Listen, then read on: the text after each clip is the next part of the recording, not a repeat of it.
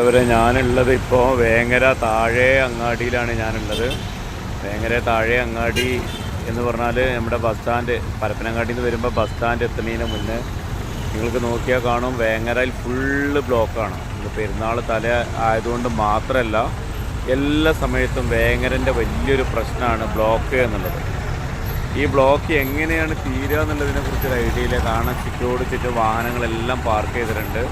കണ്ടില്ലേ, ഒരുപാട് മണിക്കൂറുകൾ എടുത്തു കഴിഞ്ഞാൽ നമുക്കൊക്കെ ഒരു ലക്ഷ്യസ്ഥാനത്തെത്തുള്ളൂ. ഇപ്പോൾ നമ്മൾ പിന്നിൽ കാണുന്നുണ്ട്, അലിയസാൻ്റെ ബസ് കാണുന്നുണ്ട്.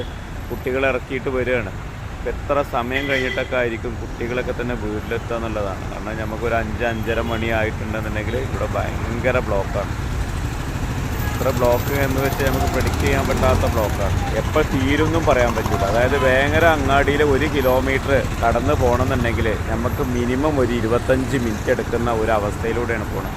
ഇപ്പോൾ വലിയ ഹോസ്പിറ്റൽസൊക്കെ ഉണ്ട്. ആ ഹോസ്പിറ്റലുകളിലൊക്കെ ഒരിത് പറയും വേണ്ട. കാരണം തോന്നുന്നിടത്തൊക്കെ വെച്ച് വണ്ടിക്കാർ തിരിക്കും, തോന്നുന്നിടത്തൊക്കെ പാർക്ക് ചെയ്യുമ്പോൾ കണ്ടില്ല, ഒരു വണ്ടി ഓട്ടോറിക്ഷ തിരിക്കുകയാണ്. ഇപ്പോൾ അത് തോന്നുന്നിടത്തൊക്കെ വണ്ടികൾ ഇങ്ങനെ പാർക്ക് ചെയ്ത് നിരന്ന് പാർക്ക് ചെയ്യും. എന്നാണ് ഇതിനൊരു മോക്ഷം കിട്ടുകയെന്നറിയില്ല. വാഹനങ്ങൾ മണിക്കൂറുകളാണ്. നമ്മുടെയൊക്കെ തന്നെ അലീസാൻ്റെ ബസ് ഞാൻ പറഞ്ഞല്ലോ പോകുന്നുണ്ടെന്നുള്ളത്. ഇതൊക്കെയാണ് അവസ്ഥ. എന്നാണ് ഇനിയിപ്പോൾ അതിനൊക്കെ ഒരു അറുതി ഉണ്ടാവുക.